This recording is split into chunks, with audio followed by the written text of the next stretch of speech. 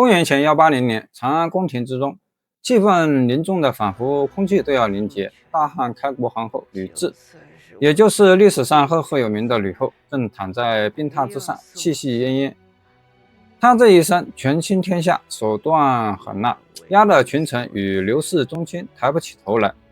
然而，就在生命的最后时刻，她最担心的是吕氏一族的命运。吕后临终前把梁北两军的军权交给了吕禄和吕产，还嘱咐他们两人在自己死后派重兵把守宫殿，不得给自己送葬，以免被刘氏子孙和大臣们挟持。吕后去世后，吕氏集团打算趁刘家没有推举出新皇帝的时候起兵造反。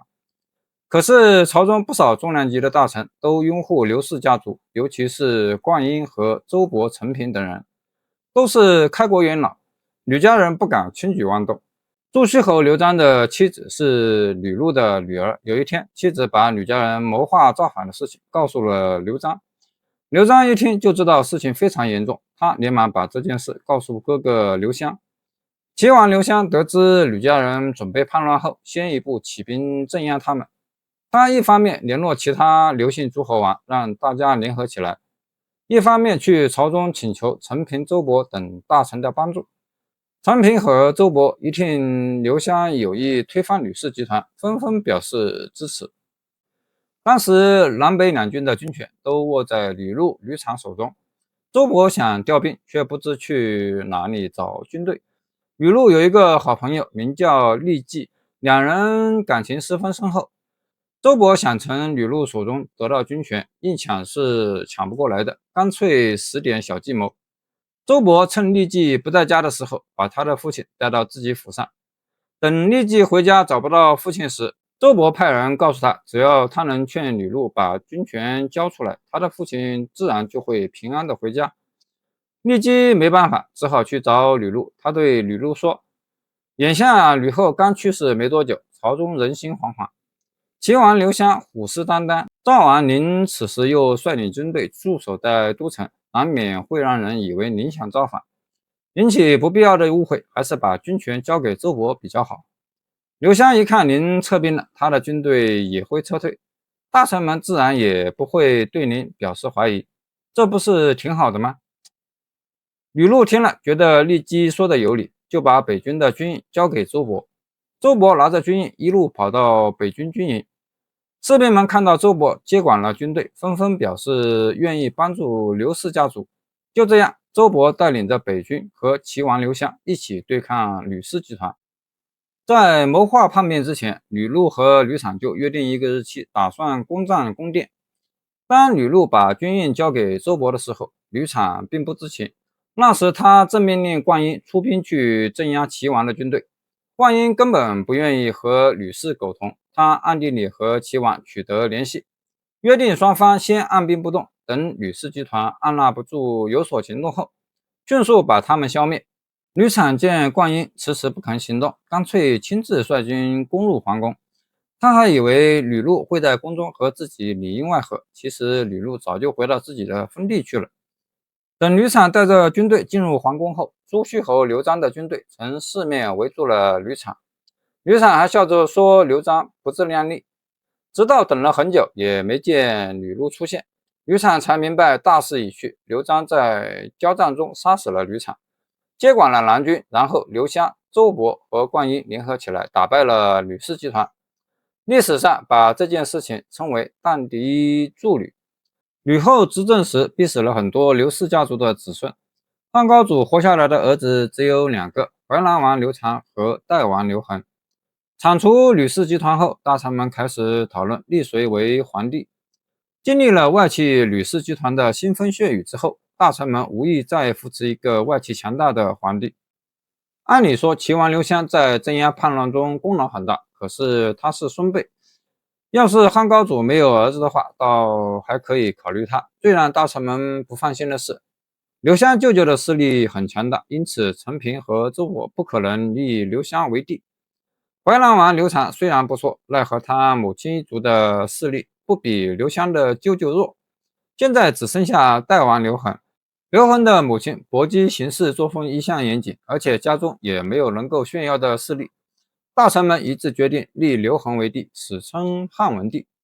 汉文帝刘恒登基之后，看着被吕氏集团弄得一团乱的朝廷，决定首先整顿朝堂体制，让国家的核心部分顺利的运转起来，社会和百姓才能安稳。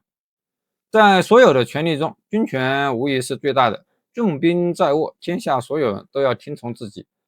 汉文帝当然也知道这一点，他登基的第一天晚上，就在宫中召见了张武和宋昌。文帝封张武为郎中令，负责在宫中巡逻，保护皇宫安全。宋昌被封为卫将军，掌管南北两军。为了防止吕雉培植起来的势力再一次壮大，文帝又让有司杀死少帝和他的3个弟弟。最后，汉文帝来到前殿，对着文武百官颁布了一道诏书，下令大赦天下。公元前179年，汉文帝给那些在镇压吕氏一族中有突出贡献的人以赏赐。周勃被封为右丞相，陈平被封为左丞相，灌婴担任太尉职。这3个人组成了皇权的核心部分。文帝在入京的时候，曾代国带来一些官员，这些官员在文帝登基后都得到了封赏，最高被封为卿大夫。对于诸侯王，汉文帝也做了一些调整，原来的诸侯王仍然可以继续拥有封地和爵位。另外还分了一些新诸侯王，原赵幽王刘友的儿子刘睢被封为赵王，原南阳王刘泽重新封为燕王。不久，文帝又封刘睢的弟弟刘强为河间王，原朱虚侯刘璋被封为城阳王，原东牟侯刘兴居被封为济北王。文帝还把自己的小儿子刘武立为代王，后来改成淮阳王，最后又封为梁王。刘昌被封为太原王，刘毅被封为梁王。功臣和诸侯王封赏完之后，大臣们建议汉文帝早点把太子人选确定下来，一来可以稳定朝政，二来可以让太子早些学会处理国家大事。汉文帝接受了群臣的意见，登基后的第3个月，汉文帝宣布立刘启为太子，又3个月后，汉文帝立杜美人为皇后。汉朝自建立以来就存在不少诸侯王，皇帝对他们并不严苛，不但定时封赏，还准许他们拥有各自的军队。时间长了，诸侯王的势力越来越强大，难免会产生把皇帝赶下座，自己取而代之的想法。到那时候再去消灭他们已经晚了。他们有了足够和朝廷对抗的能力，使国家的皇权受到威胁。当汉文帝掌权之后，这种威胁变得越来越明显。公元前177年，济北王刘兴居发动叛乱，这是汉朝建立以来第一个同姓诸侯王反对朝廷的叛乱。汉文帝听到消息后，立刻派军队前去镇压。汉军没用多长时间，就把刘兴居的军队打得落花流水。士兵们死的死，逃的逃，刘兴居也被俘虏了。汉军准备把他带回长安，谁料到他趁看守的人不注意的时候自杀了，死在半路上。济北王的叛乱以汉文帝的胜利而告终。然而3年后，淮南王刘长又发动了叛乱。刘长和文帝刘恒是汉高祖刘邦仅存的2个儿子。当初大臣们在消灭吕氏家族后，拥护代王刘恒登上皇位。刘长则因为母亲一族势力过于强大的原因，而失去了做皇帝的机会。他又气又恨，眼看同为诸侯王的刘恒在皇宫里过着逍遥的日子，自己却只能待在小小的封国里，心里一直很不平衡。可他没想到的是，自己还没有大张旗鼓的举旗起兵，就有人偷偷的去皇帝那儿告状去了。汉文帝一听，立刻宣刘长进宫，随即就把他的封号和领地都撤销了，还把他发配到遥远的蜀郡去。刘长绝望极了，他从一个王侯变成了囚犯，心情可想而知。还没到蜀郡，他就死了。后来汉文帝采取贾谊的建议，把一个大诸侯国分为若干个小诸侯国。